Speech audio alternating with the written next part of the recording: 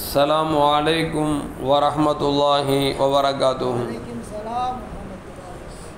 கண்ணியத்திற்கும் பெருமதிப்பிற்கும் உரிய பெரியோர்களே, சகோதரர்களே, எல்லாம் வல்ல அல்லாஹு ஜல்ல ஜலாலுஹு நாம் செய்யக்கூடிய எல்லா நல்வணக்கங்களையும் முகஸ்துதியின்றி அவனுக்காக செய்யப்பட்ட நல்வணக்கங்களில் நம் வணக்கங்களையும் அல்லாஹ் ஆக்கிக் கொள்வானாக.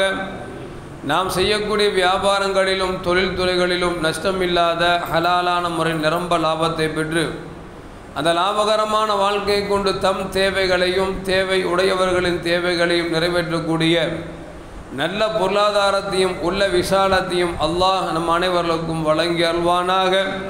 கஞ்சத்தனம் என்கிற தீய பண்பை விட்டு அல்லாஹ் நம்மை பாதுகாத்து கொள்வானாக. நம்முடைய கரங்களை என்றென்றும் அல்லாஹ் உயர்ந்த கரங்களாக ஆக்கி தருவானாக. தாழ்ந்த கரங்களை விட்டு அல்லாஹ் நம்மை பாதுகாத்து கொள்வானாக. நம்மை இந்த உலகத்தில் வாழ வைக்கும் காலமெல்லாம் நோயினுடைய இன்று உடல் ஆரோக்கியத்தோடு அல்லாஹ் நம்மை வாழ செய்வானாக. அந்த ஆரோக்கியமான வாழ்க்கை கொண்டு அல்லாஹ் ரசூலை நெருங்கக்கூடிய அனைத்து நல்லவர்களையும் புரியக்கூடிய நல்ல முத்தகின்களின் கூட்டத்தில் நம்மை ஆக்கி அருள்வானாக. திடீர் மரணங்களை விட்டும் தீய மரணங்களை விட்டும் நம்மையும் நம் குடும்பத்தையும் நம் சமூகத்தையும் அல்லாஹ் பாதுகாத்து கொள்வானாக. ஆஸ்பத்திரியின் செலவினங்களை விட்டும் வேதனைகளை விட்டும் அல்லாஹ் நம்மை முழுமையான முறையில் பாதுகாத்து கொள்வானாக. நம்மில் எத்தனையோ பேர்கள் நோயினுடையால் பாதிக்கப்பட்டு வீடே கதி என்றும் ஆஸ்பத்திரியை கதி என்றும் கிடக்கக்கூடிய அந்த மக்களுக்கு நோயை போக்கி அல்லாஹ் உடல் ஆரோக்கியத்தை வழங்கி அல்வானாக. அவர்களை கொண்டு அவர்கள் குடும்பத்திற்கும் சமூகத்திற்கும் நல்ல பயன்களை அல்லாஹ் வழங்கி அல்வானாக. நாம் இந்த உலகத்தில் வாழ்ந்து மறைகிற நேரத்தில் லா இலாஹ இல்லல்லாஹ் முஹம்மதுர் ரசூலுல்லாஹ் என்ற கலிமாவை மொழிந்து ஜன்னத்துல் ஃபிர்தௌஸை கண்ணால் கண்டு அகமகிழ்ந்து சிரித்த வண்ணமாக வர்ணிக்கக்கூடிய நல்வேற்றினை பெற்ற மக்களாக அல்லாஹ் நம்மை ஆக்கிக் கொள்வானாக. மரணித்தும் மரணிக்காத இறைநேசர்களின் கூட்டத்தில் நம்மை ஆக்கி அருள்வானாக.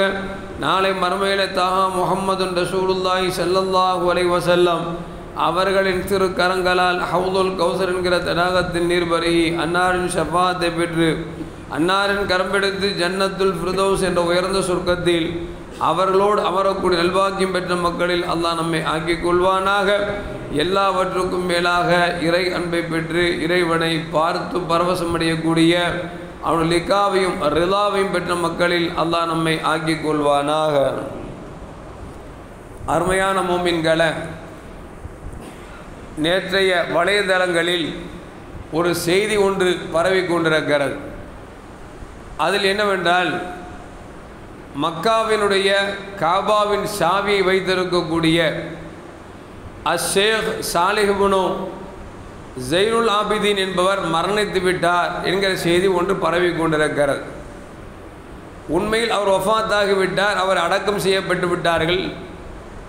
அவர்கள் 109வது தலைமுறையாக காபாவை பாதுகாக்கக்கூடிய காபாவின் சாவியை வைத்திருக்கக்கூடிய மனிதர்களில் ஒருவராக திகழ்ந்து அவர் மரணித்திருக்கிறார்.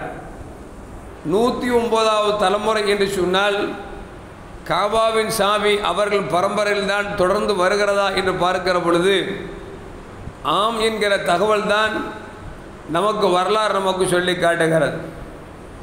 ஆரம்ப காலத்தில் காபாவிற்குள் 316 கற்சிலைகள் உள்ளே இருந்தது.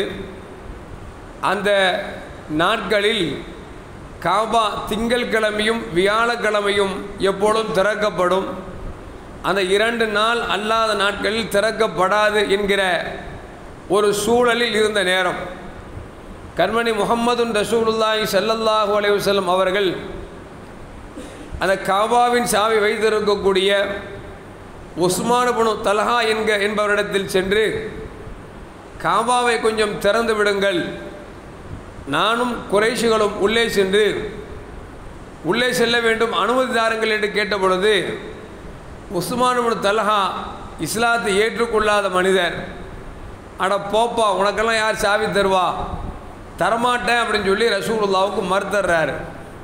இப்போ ரசூலுல்லாஹி ஸல்லல்லாஹு அலைஹி நேரத்தில் சொல்கிறாங்க, உஸ்மான் இப்னு தல்ஹா சாவி இன்று வேண்டால் உம்மிடத்தில் இருக்கலாம், ஒரு நாள் இந்த சாவி என் கரத்தில் வரும் என்று சொன்ன பொழுது உஸ்மான் இப்னு தல்ஹா மனசில் நினைக்கிறாப்புல, குறைஷிகளே ஒன்றுமில்லாமல் போயிட்டாங்க, உங்களுக்கு இங்கே நாதி இல்லை, உங்களை யாரும் மதிக்கிற மாதிரி தெரியல, சாவி வேறு இவர் கையில் வருமா அப்படின்னு ஒரு ஏளனமாக நினச்சார். ரசூலுல்லாஹி ஸல்லல்லாஹு அலைஹி சொன்னாங்க, ஒரு நாள் இந்த சாவி வரும் என்று பெருமானார் ஸல்லல்லாஹு உறுதியோடு சொன்னார்கள். அதுபோன்று பெருமானார் ஸல்லல்லாஹு மக்காவிலிருந்து மதீனாவுக்கு சென்ற பிறகு ஹிஜ்ரி 8ஆம் ஆண்டு ஃபதஹ் மக்கா வெற்றி கொள்ளப்படுகிறது. நபிகள் நாயகம் ஸல்லல்லாஹு அலைஹி வஸல்லம் அவர்கள் உஸாமத் பின் ஸைத் ரலியல்லாஹு அன்ஹுடைய குதிரையின் மீது அமர்ந்து உள்ளே செல்கிறார்கள். அப்படி சென்றால் காபாவின் சாவியை கேட்டு விடுகிறார்கள். உஸ்மான் பின் தல்ஹா இஸ்லாத்தை ஏற்றுக்கொள்ளாத மனிதர், ஆரம்பத்தில் சாவி அவர்கிட்ட தான் இருந்துச்சு. இப்போ அவர்கிட்ட சாவியை கேட்குற பொழுது அவர் சாவியை தர மறுத்துறது மட்டுமல்ல, ஒரு பெரிய உயர்ந்த மரத்தின் மீது ஏறி அமர்ந்து கொண்டார், சாவியை தரமாட்டேன் அப்படின்ட்டு. ஏன்னா இது ஏதாவது 2 புரட்சி நடக்கும். மக்காவுக்குள்ளே வந்துட்டாங்க, ஒன்று மக்கத்து காவிர்கள் விரட்டி அடிப்பாங்கன்னு நினச்சாங்க. ஆனால் அல்லாஹ் அந்த மாதிரி சூழ்நிலை வைக்கலை, முழுமையான ஒரு வெற்றி அல்லாஹ் கொடுத்தான். இவர் சாவியை கொண்டு மரத்துக்கு மேலே ஏறி உட்காந்துக்கிட்டார், தரமாட்டேங்கிறார். ரசூலுல்லாஹ் சொன்னாங்க, சாவியை கொண்டாப்பா அப்படிங்கிறாங்க. அவர் தான் கீழே இறங்க மாட்டேன் அப்படிங்கிறார். ரசூலுல்லாஹி ஸல்லல்லாஹு அலைஹி வஸல்லம் அவர்கள் அருகாமையில் இருக்கக்கூடிய செய்தனா அலியுன் கர்ரமல்லாஹு வஜஹா அவர்களை கையை பிடித்து கரகரகரன்னு சுற்ற ஆரம்பித்தாங்க. சுற்றி வீசினா செய்தனா அலிரதியை தான் சொல்கிறாங்க, நான் மட்டும் உஷாராக இல்லை அப்படின்னா வானத்தை கிழிச்சிட்டு போயிருப்பேன். அந்த அளவுக்கு வேகம், ரசூலுல்லாஹோட வீச்சு அவ்வளோ வேகமாக இருந்தது. நான் உஷாராக போய் அந்த மரத்தை அவர் இருக்கிற இடத்த கரெக்டாக கட்டி பிடிச்சிக்கிட்டு அவர்கிட்ட சாவியை வாங்கிட்டு வந்தேன். வந்து ரசூலுல்லாஹி ஸல்லல்லாஹு அலைஹி வஸல்லம் அவங்கள்ட்ட, யார் ரசூலுல்லாஹ் இதோ சாவி என்று சொல்லி கொடுத்தேன். அந்த சாவி கையில் கிடச்சிருச்சே, அவரும் கீழே இறங்கிட்டார். ரசூலுல்லாஹி ஸல்லல்லாஹு அலைஹி வஸல்லம் உள்ளே சென்றார்கள். இருக்கக்கூடிய கற்சிலைகளை எல்லாம் ஒன்றுமில்லாமல் ஆக்கி காபாவை சுத்தம் செய்தார்கள்.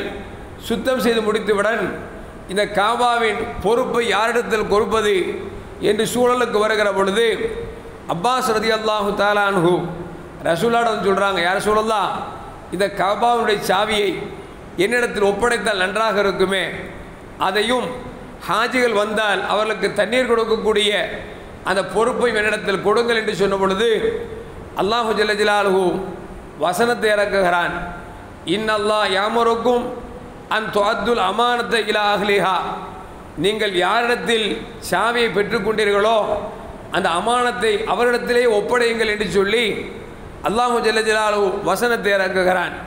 நபிகள் நாயகம் ஸல்லல்லாஹு அலைஹி வஸல்லம் அவர்கள் காபாவின் சாவியை உஸ்மான் பின் தல்ஹா வைத்திருந்தார் அல்லவா, அவரை அழைக்கிறார்கள். கூப்பிட்டு சொன்னாங்க, உஸ்மான் பின் தல்ஹா, அன்றொரு நாள் சாவியை கேட்டேன், தர மறுத்தீர்கள். காபாவை திறக்க சொன்னேன், திறக்க மறுத்தீர்கள். இன்றைக்கு காபா எங்கள் கரத்தில் அல்லாஹ் கொடுத்து விட்டான்.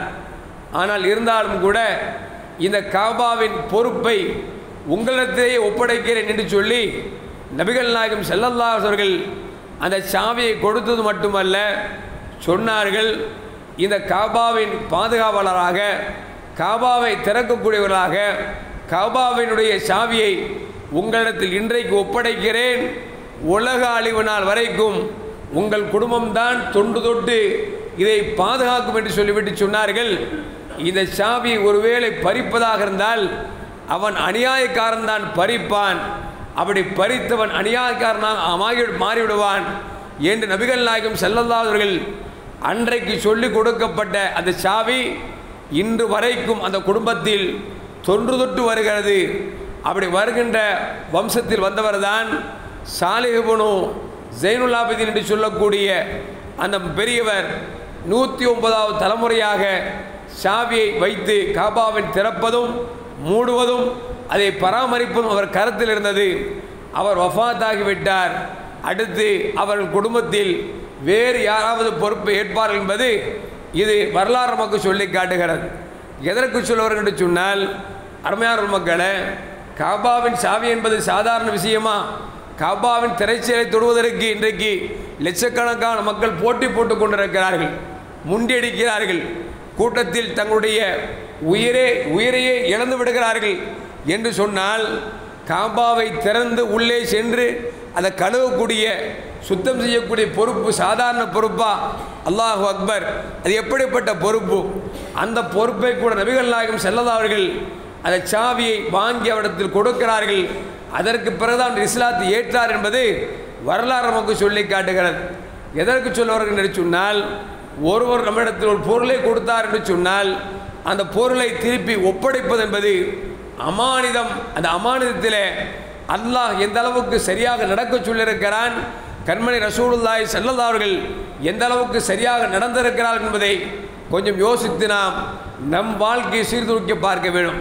நம்மில் இன்றைக்கு எத்தனை பேர்கள் ஒரு பொருளை வாங்குகிறோம், அந்த பொருளை திருப்பி கேட்டோம் என்று சொன்னால் கொஞ்ச நாள் போய்விட்டால் நீ எப்போ கொடுத்த, இன்றைக்கி வந்து கேட்குற, அது காணாமல் போச்சு, அது அப்படி ஆயிடுச்சு இப்படி ஆயிடுச்சு, அல்லது ஒரு வீடு நமக்கு வாடகைக்கு தராங்க, ஒரு 10 வருஷம் இருந்துட்டோம் அப்படின்னா, எப்போ வீடு தேவைப்படுது காலி பண்ண அப்படின்னா 10 வருஷம் நான் உட்காந்துட்டேன், திடீர்னு வீடை கேட்குறீங்க, எனக்கு ஒன்று இருந்ததுக்கு மொத்த வாடகை கொடுத்தல திருப்பி கொடுங்க, இல்லைன்னா கம்மி பட்ஜெட்டுக்கு அதை விற்றுட்டு போங்க அப்படிங்கிற அளவுக்கு கொடுத்தவன் நொம்பலப்படுகிற அளவிற்கு இன்றைக்கு கேவலமாக நடக்கக்கூடிய சமூகத்தில் மிக மிக மோசமாக போய்கொண்டிருக்கிற சமூகம் நம் சமூகம் என்று சொன்னால், அருமையான மக்களே, அமானிதம் ஒப்படைக்கப்பட்டால் அதை நாம் திரும்ப செலுத்துவது கட்டாய கடமை இல்லை என்று சொன்னால் நாளை நரகம் என்பதில் இந்த மாற்று கருத்தும் அல்ல. எல்லாம் வல்ல அல்லாஹு ஜல்ல ஜலாலுஹு அமானிதத்தை பெருமானார் ஸல்லல்லாஹு அவர்கள் யார் யாரிடத்தில் எப்படி நடந்து கொண்டார்களோ, நல் பேர்களை பெற்றார்களோ, இன்னும் சொல்ல போனால் நபிகள் நாயகம் ஸல்லல்லாஹு அவர்கள் அல் அமான் நம்பிக்கைக்குரியவர் என்ற பெயரை பெற்றார்களோ, அதுபோல் இந்த சமூகம் அமானிதத்தை நிறைவேற்றக்கூடிய நல்ல சமூகமாக மாற வேண்டும். எல்லாம் வல்ல அல்லாஹு ஜல்ல ஜலாலுஹு சொன்னதன்படியும் கேட்டதன்படியும் நடக்கக்கூடிய நல்ல மூமின்களின் கூட்டத்தில் என்னையும் உங்களையும் அல்லாஹ் ஆக்கிக் கொள்வானாக. அஸ்ஸலாமு அலைக்கும் வரஹ்மத்துல்லாஹி வபரகாத்துஹு. ஸல்லல்லாஹு அலா முஹம்மத் ஸல்லல்லாஹு அலைஹி வஸல்லம். ஸல்லல்லாஹு அலா முஹம்மத் ஸல்லல்லாஹு அலைஹி வஸல்லம். ஸல்லல்லாஹு அலா முஹம்மத் யா ரப்பி ஸல்லி அலைஹி வஸல்லிம்.